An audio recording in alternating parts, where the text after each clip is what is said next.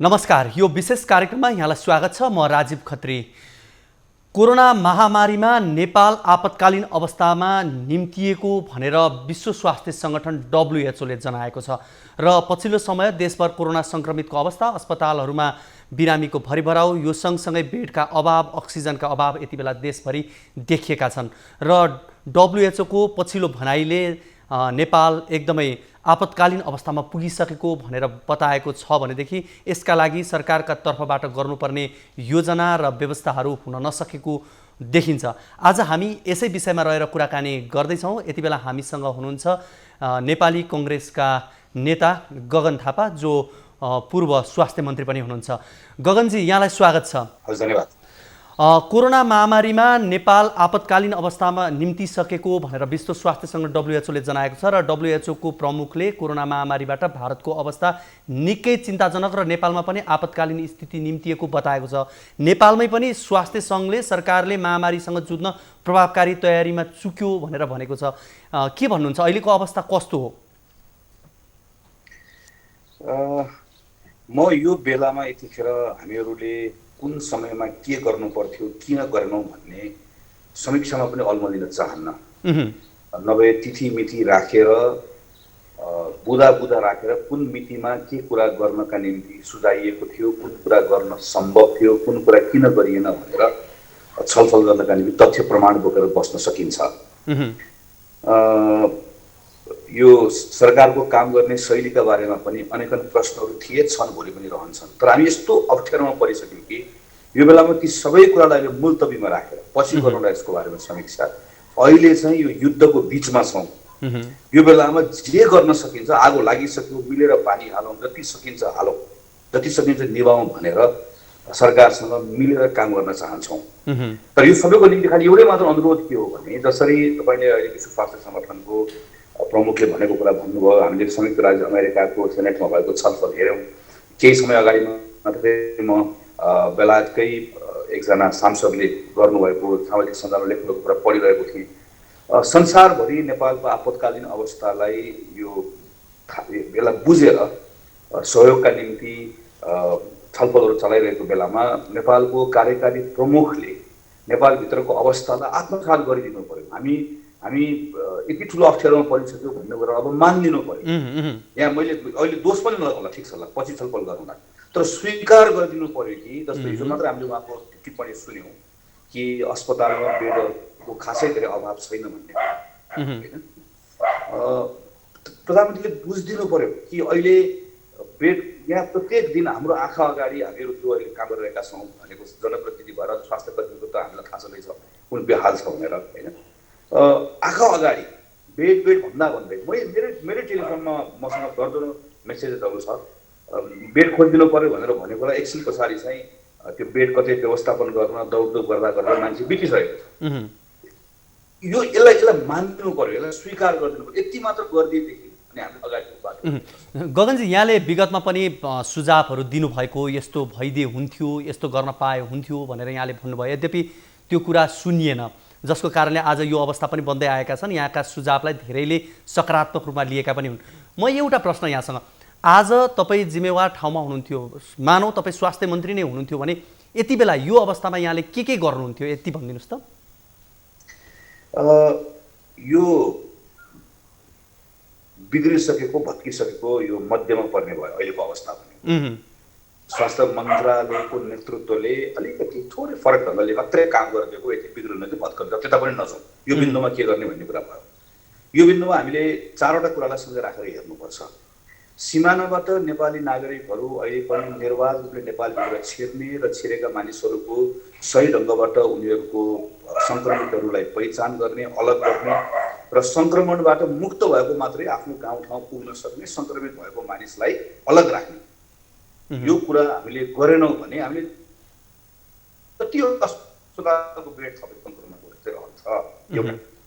दोस्रो, त्यस पछाडि हाम्रो स्थानीय सरकारहरूलाई अलिकति यसलाई बल दिएर, त्यसलाई स्रोत साधन दिएर कोरोनाको पहिलो छालको बेलामा उनीहरूले जसरी काम गरेका थिए, फेरि उनीहरूको त्यो मोराललाई पुनर्स्थापित गरेर खास गरिकन परीक्षण गर्ने, घर गएर निःशुल्क गरेर हजारौँको सङ्ख्यामा परीक्षण गर्ने, जसको कारणले गर्दा सङ्क्रमण सकेसम्म सङ्क्रमितलाई हामीले अहिले पनि अलग राख्न सकियो। जति सक्यो त्यति सङ्क्रमणको लागि यसलाई भत्कन बिगाउन नदिने। दोस्रो, तेस्रो, स्वास्थ्य मन्त्रालयले पहिला अलिकति गरेको थियो, अहिले त्यो सिस्टम पुरै भत्केको छ। त्यो कहाँनिर भने अहिले पनि हजारौँको सङ्ख्यामा सङ्क्रमित कहाँ बसिरहेका छन् भने घरमा बसिरहेका छन्। त्यसलाई हामी होम आइसोलेसन भन्छौँ। अहिले मैले आफ्नो क्षेत्रमा काम गरेको अनुभवको आधारमा पनि यो कुरा भन्न सक्छु कि होम आइसोलेसनमा बसेको मानिसले समयमा उचित परामर्श नपाउँदाखेरि थुप्रै अस्पताल नजानुपर्ने मान्छे अस्पताल गइरहेका छन्, जसको कारणले अस्पतालमा चाप बढेको छ। थुप्रै अस्पताल जानुपर्ने मान्छे समयमा अस्पताल नपुग्दै गर्दा कतिखेर पुगेका छन् भने अस्पतालमा पुग्न साथै एकैपटक इन्टरमिडिएट यो क्रिटिकल केयर पाउनुपर्ने अवस्थामा आइसियुको बेड खोज्नुपर्ने अवस्थामा पुगेका छन्, ढिलो पुगेका छन्। त्यसैले होम आइसोलेसनमा बसेको मानिसहरूलाई निरन्तर रूपमा उनीहरूलाई हामीले सेवा प्रदान गर्ने, जसको कारणले गर्दा सकेसम्म घरमा बसौँ, तर घरमा बसेको मान्छे अस्पताल पुग्नुपर्ने समयमा अस्पताल पुग्ने अवस्था बनोस्। त्यसपछिको त्योसँगै जोडेर आउने कुरा भनेको हाम्रो अस्पतालको अहिले जुन अवस्था जुन हामीले जो अवस्थामा छ अहिले यसले ठेक्नै सक्दैन। हामीले अस्ति वीर अस्पताल भन्यौँ, हामीले अरू अस्पतालहरू भन्यौँ, यहाँ थप्छौँ भनेर भन्यौँ। अहिले हामी सब यो बेलामा अक्सिजनको जुन हाम्रो उत्पादन जति छ त्यो उत्पादन र हाम्रो अहिलेको माग जति छ त्यसको बिचमा यति खाडल छ कि उत्पादन र माग बिचको खाडल यो बेलामा हामीसँग एउटा दुईटा विकल्प मात्रै एउटा काम विकल्प छ। अर्को विकल्प भनेको हामीले रातारात हामीसँग चाहिँ हामीले अहिले केही साथीहरू आउनुभयो त्यो समयमा भित्रमा म नेपालभित्रमा फ्रान्सबाट चाइनाबाट एयरलिफ्ट गरेर मिडियम स्तरको प्लान्ट ल्याउन सक्छु भनेर आउनुभएको छ। उहाँहरूको कुरा सत्य हो भने उनीहरूसँग तुरुन्त बसेर हामीले कम्तीमा एउटा अस्पतालले इन हाउस दिनको 50जना 100जना बिरामीलाई कोभिड बिरामीलाई ट्रिटमेन्ट गर्न सक्ने अक्सिजन आफैले उत्पादन गर्न सक्ने गरिकन हामीले रातारात ओभरनाइट युद्ध स्तरमा काम गऱ्यो भने हाम्रो अक्सिजनको अलिकति हामीले पूर्वाधारको हिसाबले काम गर्न सक्छौँ। अर्को हामीलाई चाहिने भनेको जनशक्ति। मैले स्वास्थ्य मन्त्रीजीलाई पटक पटक खुला रूपमा अनुरोध गरिरहेको छु। करिब 3500 हाम्रा विद्यार्थीहरू जो MBBS पास गरेको पिजीको परीक्षाको लागि तयारीमा बसिरहेका छन् है। उनीहरूको परीक्षा असारमा हुन्छ भनेको चाहिँ परीक्षा त हुनेवाला छैन, तर उनीहरूलाई के भनिदिनु पर्यो सरकारले, कम्तीमा स्वास्थ्य मन्त्रालयले प्रधानमन्त्रीसँग कुरा गर्दा भने तपाईँहरूको परीक्षा अहिले हुँदैन, तपाईँहरूको परीक्षा जहिले हुन्छ त्योभन्दा अगाडि 1 महिना 2 महिना पढ्न तपाईँहरूलाई समय दिइनेछ। अहिले तपाईँहरू काममा आउनुहोस्, तपाईँहरूमध्ये जो काममा आउनुहुन्छ उसले पिजी नेपालमा पढ्दै गर्दा उसले 5 अङ्क 10 अङ्क कति हामीले बनाउला नियम, उसले ग्रेस पाउँछ, जो आउनुहुन्न त्यसले पाउँदैन। त्यसैले पहिला दुर्गममा काम गरेर जाँदै गर्दा सरकारी सेवामा प्रवेश गर्न बुझा पोइन्ट पाइन्थ्यो। त्यसले महामारीमा काम गर्नु पनि तपाईँले पाइन्छ भन्यो भने एकैपटक हाम्रो सिस्टममा MBBS गरेको तर बसेको क्वालिफाइड 3000 भन्दा बढी मानिसहरू एकैपटक हाम्रो सिस्टममा आउँछ। त्यो सिस्टममा आइसकेपछि अहिले हाम्रो सुदूरपश्चिममा मधेसमा नेपालगञ्जमा जहाँ हटस्पट भएको छ ती ठाउँहरूमा हामीले ठुलो सङ्ख्यामा जनशक्तिलाई अलिकति एक उनीहरू आफै पनि काबिल छन्, त्यसमा अलिकति स्वास्थ्यकर्मी जोडिदियो भने हामी जनशक्तिको एउटा अभाव त्यहाँ पुरा गर्न सक्छौँ। यसरी हामीले जनशक्ति हामीसँग भएको हामी अप्टिमाइज गर्ने भन्छौँ। हामीसँग भएको जनशक्तिलाई अधिकतम कसरी प्रयोग गर्ने अनि हामीसँग भएको अस्पतालको पूर्वाधार अधिकतम कसरी प्रयोग गर्ने र ठुलो हस्पिटल्सहरूसँग जोडेर जनशक्ति भइसकेपछि हामीले ठुलो सङ्ख्यामा 100औँको सङ्ख्यामा अक्सिजनको उपचार दिने बेडहरू राखेर ठुलो सङ्ख्यामा घरको आइसोलेसनमा बसेको मान्छे जसलाई घरमा राखिराख्नु हुँदैन उनीहरूलाई हामीले त्यहाँ आएर उपचार दिन सक्ने अवस्था आउन सक्छ। यसरी मैले खालि के भनेको भने यो यसलाई यसरी सिस्टमको आधारमा तपाईँले म स्वास्थ्य मन्त्री छु, मैले अहिले गएर दौडेर गएर अस्पतालको बेड थपिदिन्छु, मैले अब आइसियुको बेड आज 50वटा थपिदिएँ, आज 50 थप्नुहुन्छ भोलि तपाईँले 200 बिरामी उपचार गर्नुहुन्छ होइन। तपाईँले जबसम्म सङ्क्रमित हुनेहरूको सङ्ख्या यताबाट पहिचान गरेर घटाउनुहुन्न, जबसम्म एकदमै बिग्रिसकेपछि अस्पताल आउनुपर्ने अवस्थालाई रोक्नुहुन्न त्यो बेलासम्म तपाईँले सघन उपचारको क्षमता बढाएर मात्रै हुँदैन, हस्पिटलमा मात्रै क्षमता बढाएर मात्रै पनि हुँदैन। यसलाई एउटा अहिले मैले जुन 4वटा 5वटा कुरा भने त्यसलाई एकै ठाउँ राखेर त्यसलाई जोकिने एकअर्कासँग कनेक्टेड छ कि यसरी हेऱ्यो भने मात्र हामीले परिणाम दिने अवस्था बन्न सक्छ। अहिले WHO ले अर्को भने जस्तै स्वास्थ्य सङ्कटकाल घोषणा गर्नुपर्ने अवस्था आइसक्यो भनेर भने जस्तै अवस्था अहिले हो कि होइन? अब स्वास्थ्य सङ्कटकालको आवश्यकता भएको हो? यसलाई यो स्वास्थ्य सङ्कटकाललाई कसरी बुझ्ने भनेर भन्ने WHO ले हामीहरूको सन्दर्भमा चाहिँ एउटा यो नेपालबाट आपतकालको अवस्था छ उसको आफ्नो परिभाषाले आफ्नो ल्याङ्ग्वेज प्रयोग गर्छ। हामीहरूकोमा यो उपचारको एक प्रकारले उपचार खोज्ने मानिसहरूको सङ्ख्या हाम्रो क्षमता यो सबै कुरालाई हेर्दै गर्दा नेपाल एउटा ठुलो इमर्जेन्सीमा छ, एउटा क्राइसिसमा परिसक्यो भन्ने उसको बुझाइ जुन एकदम एब्सोल्युटली राइट हो। हाम्रो सन्दर्भमा चाहिँ हाम्रो जनस्वास्थ्य ऐनले नेपाल सरकारलाई जनस्वास्थ्य ऐनले एउटा अधिकार दिन्छ कि नेपालमा स्वास्थ्य आपतकाल लगाएर काम गर्ने अधिकार दिन्छ। त्यो स्वास्थ्य आपतकाल लगाउने कुराको सार त्यसको कुरा के हो भने त्यो भनेको स्वास्थ्य मन्त्रालयलाई त्यसले अलिकति बढी अधिकार दिन्छ, त्यो फ्रन्ट बेन्चमा आउँछ। जस्तो अहिले के भइरहेको छ, अहिले धेरै जसो कुरामा हामीले हेऱ्यौँ भनेदेखि भने स्वास्थ्य मन्त्रालय चाहिँ रियाक्ट गर्ने, पछाडि बस्ने होइन।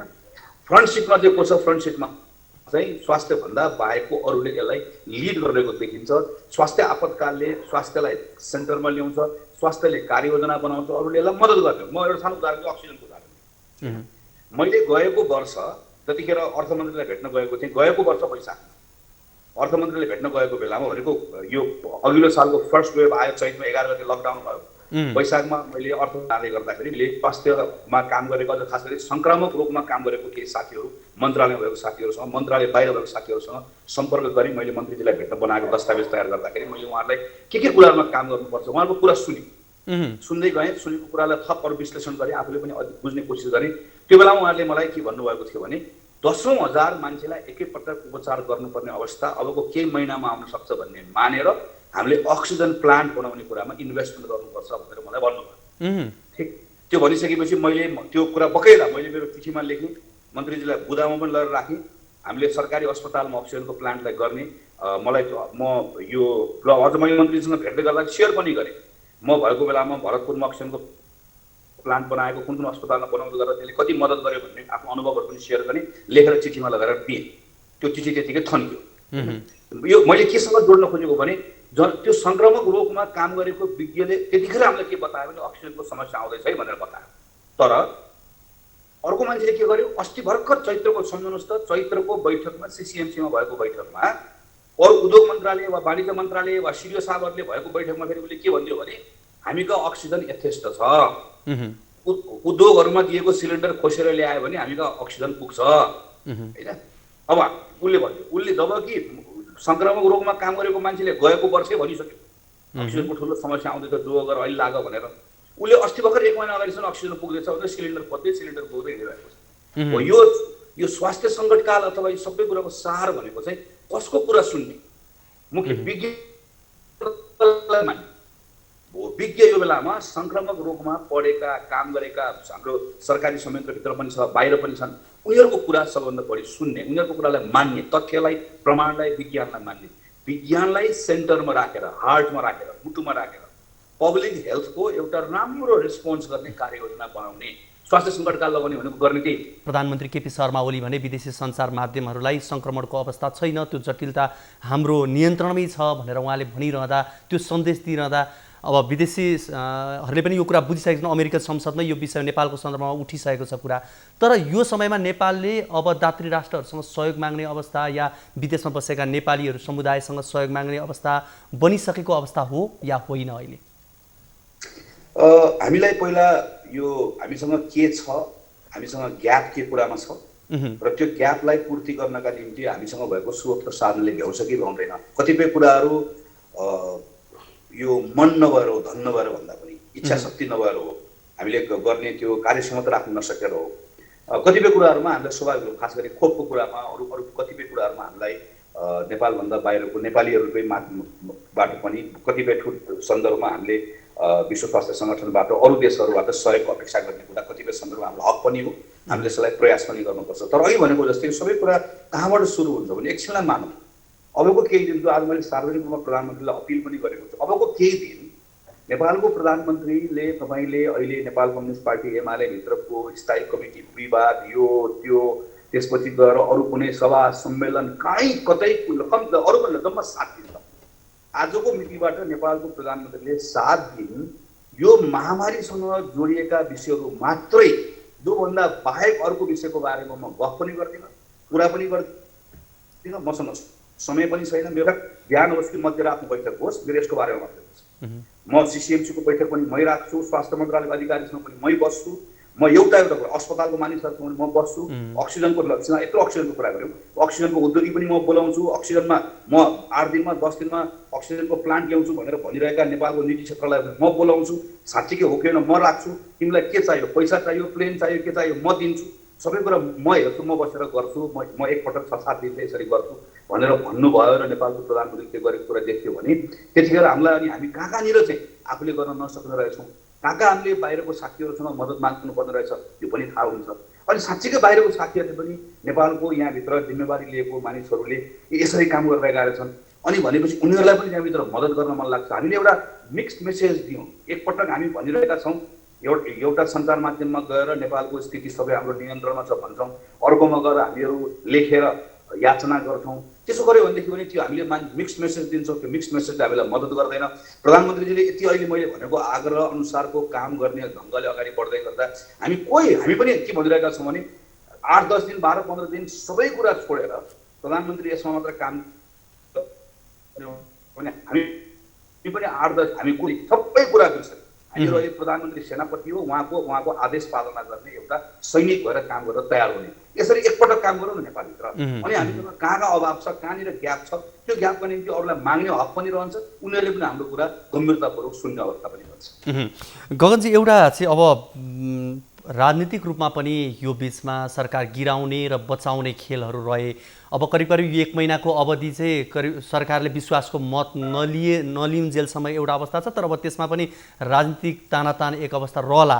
तर यहाँले फेसबुकमा आफ्नो सामाजिक सञ्जालहरूमा लेखिरहनु भएको छ यो समयमा हामी सरकारलाई सहयोग गर्न तयार छौँ भन्दै हुनुहुन्छ। तर पनि राजनीतिक त्यो अस्थिरता चाहिँ अझै बाँकी रहँदै गर्दा अझै पनि सरकारको ध्यान यहाँबाट भड्किने हो कि त्यो भड्किने अवस्था कतिको देख्नुहुन्छ? प्रतिपक्षको जिम्मेवार भूमिका पनि भड्किरहेकै अवस्था छ। मलाई यसमा म फेरि पुरानो कुरामा धेरै जान चाहन्न। यो बहुमत प्राप्त गर्नुभएको प्रधानमन्त्री जो अघिल्लो पटकको कोरोनाको लहर सम्झनुहोस् होइन, त्यो बेलामा न कसैले सरकार बदल्ने कुरा गर्यो, न कसैले सांसदलाई जोड घटाउ गर्यो। किन गरेन भने प्रधानमन्त्रीसँग सुविधाजनक बहुमत यहाँभित्र थियो। त्यो सुविधाजनक बहुमत कुनै अर्को मान्छेले बाहिरबाट आएर खोजिदिएको पनि होइन। अहिले नै पनि यो विश्वासको मत माग्न जाने प्रधानमन्त्री आफै जानुभएको विश्वास म प्रति विश्वास छैन भनेर गइसकेपछि स्वाभाविक रूपमा त्यहाँभित्रबाट छैन वैकल्पिक सरकारको पनि प्रयासहरू हुने भए ती कुरालाई पनि टाढो यो पनि सक्यो होला। अहिले पनि त फेरि एउटा मौका अब अहिले एकछिनमा मान्नु, अब 1 महिनाको लागि त अहिले सबै कुरा बिर्सौँ ल। 1 महिनाको लागि संवैधानिक हिसाबले हेऱ्यो भने पनि प्रधानमन्त्रीलाई 1 महिनाको आनन्दको सुविधाजनक समय छ। ठिक छ, यो बिचमा अरू कुनै जाल जेल खेल नलाग्ने हो भने कम्तीमा 18-20 दिन 22 दिन ल अहिले संसदमा विश्वासको मत माग्न आउँ, त्यो बेलामा के गर्ने, त्यो बेलामा छलफल गर्नु। अहिलेलाई सबै कुरा बिर्सौँ, प्रधानमन्त्रीले मान्नुहोस् भोलि सबै दललाई बोलाउनु त भन्नुभयो। अब 1 महिना हामीहरू सबैजना सबै कुरा बिर्सेर एक ठाउँमा बसेर यसो लाग्यो त भन्ने गर्दा कसले भन्छ, जसले भन्छ त्यो नाम। तर यो कुराको प्रारम्भ यहीँबाट हुनुपर्छ। किन त्यहाँबाट हुनुपर्छ भने मलाई मन नपरेन आजको दिनको प्रधानमन्त्री मै हुँ, अधिकार र अख्तियार त्यहीँ छ। सेना यो युद्धमा मेरो त मै हुँ, किनकि जिम्मा उहाँले पाउनु भएको छ। जिम्मा पाएको मान्छेले एकपल्ट ल ठिक छ, अहिले अरू कुरा छोडिदिउँ ल। हिजो के हो भने एकछिनलाई बिर्सौँ, भोलि के हुन्छ भोलि सोचौँला, छलफल गरौँला। यो 18-20 दिन मात्र यसरी काम गरौँ नि त ल। त्यसले धेरै कुराको समस्याको समाधान गर्छ भन्ने मलाई लाग्छ। अब भोलि होइन आज होइन अहिले नै यो आफूभित्र भएको आडम्बर दम्ब त्यागेर काम गर्नुपर्ने अवस्था प्रधानमन्त्रीको छ। तर पनि उहाँमा त्यो अवस्था अझै पनि उहाँले जसरी काम गर्नुपर्ने हो त्यो उहाँले बुझ्नु भएको छैन या उहाँले बुझ्न चाहनु भएको छैन, त्यो एउटा अवस्था त छँदैछ। तर यति हुँदै गर्दा पनि जिम्मेवार प्रतिपक्ष लगायत अन्य दलको भूमिका उहाँले गर्नु भएन भने पनि के हुन सक्छ यो समयमा? दुईटा कुरा हो। एउटा हाम्रो प्रतिपक्षको ठाउँबाट प्रश्न गर्ने, दब्दिने, सुझाव सुझाउने, सरकारलाई बरालिन नदिने, सरकारलाई आफ्नो जिम्मेवारीबाट तलमाथि हुन नदिने, निरन्तर रूपमा त्यहाँभित्र एउटा दबाव सृजना गरिराख्ने एउटा कुरा हो। दोस्रो, यो सङ्कटको बेलामा आफ्नो सहयोगको हात अगाडि बढाउने पनि यो म प्रश्न पनि गर्छु। सँगसँगै यसरी जाउँ त भनेर सरकारले कुनै कुरा लिएर आउँछ भने उचित प्रस्तावलाई म तिमीसँग उभिन्छु भने म पनि गर्छु भनेर आफूलाई अफर गर्ने हो। यो प्रतिपक्षबाट हामी दुईटै कुरा अहिले गर्नु, दुईटै कुरा छौँ, पर्याप्त भएन होला, यसलाई अझ यो मान्नु होला। यो कुरा मान्छु, त्यो बेलामा हामी प्रश्न पनि हामी दबाब सँगसँगै हाम्रो ठाउँबाट ल सरकारले हामीलाई बोलाएर यो बेलामा बसेर कुराकानी गरेर मेरो योजना यो छ, मलाई प्रतिपक्षको ठाउँबाट यो मद्दत चाहियो, मैले यसरी कार्ययोजना बनाएको छु, हामी सँगै बसेर संसारलाई अपिल गरौँ, हामी सँगै बसेर नेपाली नागरिकलाई अपिल गरौँ, तपाईँको पार्टी पङ्क्तिलाई यसरी परिचालित गर्नु पर्यो, एनिथिङ सबै कुराको लागि हामी अहिले, किनकि हाम्रो लागि यतिखेर हाम्रो प्रयासले हाम्रो प्रयत्नले तपाईँले भन्नु भने के दिनभन्दा घन्टाभन्दा मिनेट छ, अलिकति थोरै काम गर्दाखेरि 2 जना 5 जना 10 जना मानिसहरूको जीवन मात्र जोगाउन सकिन्छ भने पनि अनि पो राजनीतिको साथ सबै कुराको लागि हामी तयार हौँ। अब अहिले देशभरि अक्सिजनको अभाव देखिएको छ। सरकार र निजी अस्पताल बीचको दूरी काहीँ न काहीँ बढे जस्तो देखिन्छ। यो अवस्थामा निजी अस्पतालको भूमिका यहाँले कस्तो देख्नुहुन्छ? सरकारी अस्पतालहरूमा भरिभराउ बन्दैछ, त्यही माथि सरकारले विभिन्न अक्सिजनमा सिन्डिकेट लाए जस्तो देखिने, घरि अक्सिजन प्लान्ट यति समयभित्र बनाइसक्नुपर्छ भन्ने जुन अध्ययनै नगरे जस्तो, फेरि अस्पतालहरूले चाहिँ होइन कम्तीमा पनि 3 महिना लाग्छ भनिरहेको अवस्था छ। यो बिचमा यो सरकार र निजी अस्पताल बीचको समन्वयमा कहाँनिर चुकेको, कहाँ अल्मलिएको हो? मेरो यसमा मात्र सुझाव यो के हो भने हामी कहाँ स्वास्थ्यको खास गरिकन सार्वजनिक स्वास्थ्य संस्थाहरूलाई बलियो बनाउनु पर्ने रहेछ, स्वास्थ्यमा अरू थप इन्भेस्टमेन्ट गर्नुपर्ने रहेछ। यो हामीले यो सबै कुरा सिक्ने कुरा यही हो। जति हामीले सरकारबाट सञ्चालित भएका स्वास्थ्य संस्थाहरूलाई बलियो बनाउँदै गयो भविष्यमा पनि त्यति नै बढी यस्तो बेलामा झन् हामीहरूले राज्यले आफ्नो भूमिका सही ढङ्गले अदा गर्न सक्ने रहेछ। यो लर्निङ हो, यो आफ्नो ठाउँमा छ। तर अहिले यतिखेर यो बेलामा हामी सङ्कटको आइरहेको छ, आगो लागिरहेको छ, पानी हाल्नुपर्ने छ। त्यसैले यो बेलामा मैले यतिखेर दिने सुझाव भनेको त्यो निजी भन्नेलाई पनि सँगै राख्नु। निर्देशन दिएको पढ्यो नि 15 दिनभित्र अक्सिजन होइन। मेरो भनाइ त एउटा कोठामा त्यो निजी भन्नेसँग सँगै बस्नुहोस्। त्यहाँ बस्दै गर्दा तपाईँ निजीलाई एकै ठाउँमा बसेर 15 दिनको ठाउँमा तपाईँले सरकारले यो गर्ने निजीले यो गर्ने भन्दै गर्दा 15 को ठाउँमा 18 दिन निस्कन्छ। सँगै बसेर एकै ठाउँमा बसेर हामीले आज निर्णय गर्यौँ हामी 18 दिनमा गर्छौँ, 20 दिनमा गर्छौँ, 22 दिनमा गर्छौँ भनेर भन्नुहोस्।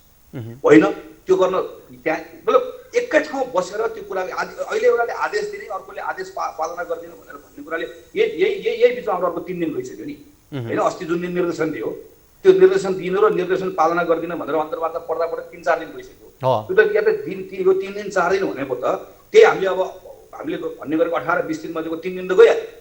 यसरी यो तरिकाले काम गर्यो भने त झन् समस्यामाथि समस्या थपिने हो। मैले आदेश दिएकै छु, मैले निर्देशन कहिले एउटालाई अस्ति हामीले उद्योगहरूलाई आदेश दियो सिलिन्डर ल्याऊ भन्यो, आज हामीले निजीलाई आदेश दियो 15 दिनमा राख भनेर पनि के पनि हुनेवाला छैन। राखेर हामीलाई थाहा छैन हामीले एक ठाउँ बसेर के गर्ने हो, मेरो भूमिका के हो त्यति भनिसकेपछि ल एउटा व्यवहारिक ठाउँमा एक ठाउँमा बसेर व्यवहारिक पक्ष पनि हेरेर गरेको निर्णय मान्दैन भने चाहिँ त्यो बेलामा सरकारले फेरि क्यारेट एन्ड स्टिक गगनजी अब हामी त्यो बेलामा डन्डा चलाउने, परेको ठाउँमा डन्डा लगाऊ, परेको ठाउँमा सल्लाह गर।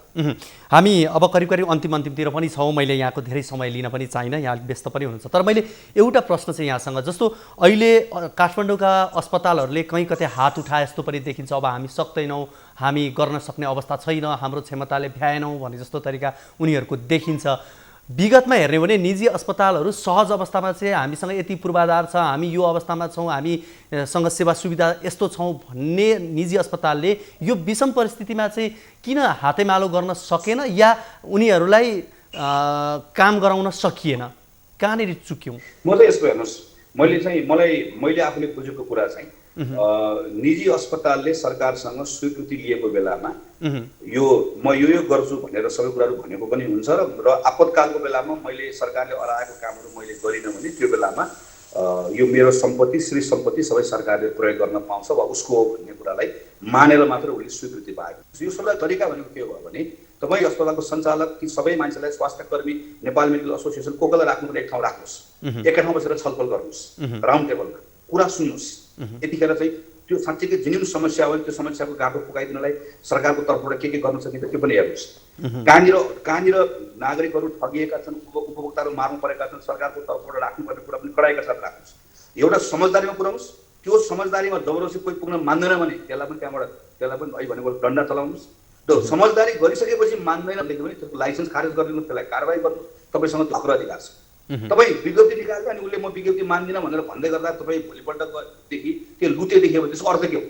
तपाईँको निर्देशनको के अर्थ हो? जुन निर्देशनलाई उसले 24 घण्टामा मान्दिनँ भन्छ भने दुईवटा कुरा हो कि तपाईँको निर्देशनै व्यवहारिक छैन तपाईँ खालि हाम्रो आँखामा झाडो टार्न हाल्न मात्र मैले निर्देशन दिएको भनेर मात्रै भनिराख्नु भएको छ। यसले त समस्या हल गर्दैन। मैले यति भन्नु कि काम गर्ने तरिका भएन। यस्तो क्राइसिसको बेलामा यो तरिकाले यो लिडरसिप भयो, तरिका भयो।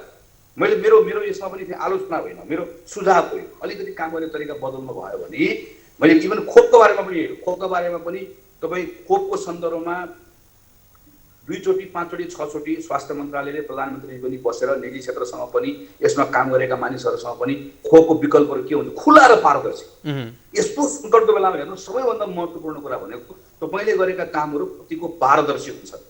पारदर्शी हुन छ भने तपाईँ डराउनै पर्दैन। तपाईँ निजी क्षेत्रसँग डराउनु पर्दैन, तपाईँले अहिले यो या कोही एजेन्टसँग पनि डराउनु पर्दैन, कोहीसँग डराउनु पर्दैन। तपाईँ जबदेखि पारदर्शी हुनुभयो भने त्यो पारदर्शी हुने कुरा र खुला हुने कुराको सन्दर्भमा गरेर चाहे त्यो निजीलाई अहिले अक्सिजनको व्यवस्थापन गर्ने कुरामा होला, चाहे भ्याक्सिनको कुरामा होला, चाहे औषधिको कुरामा होला, खुला पारदर्शी ढङ्गबाट हामीले छलफल गर्ने परिपाटीलाई अहिले अगाडि देख्न पायो भने धेरै कुरा गर्न सकिन्छ भन्ने लाग्छ मलाई। धन्यवाद गगनजी यो महत्त्वपूर्ण समय र संवादको लागि यहाँलाई। हस्, धन्यवाद। हामीसँग हुनुहुन्थ्यो नेपाली कङ्ग्रेसका नेता एवं पूर्व स्वास्थ्य मन्त्री गगन थापा। आजको यो विशेष कार्यक्रमको निर्धारित समय सकिसकेको छ। बिदा दिनुहोस्। हवस् त, नमस्ते।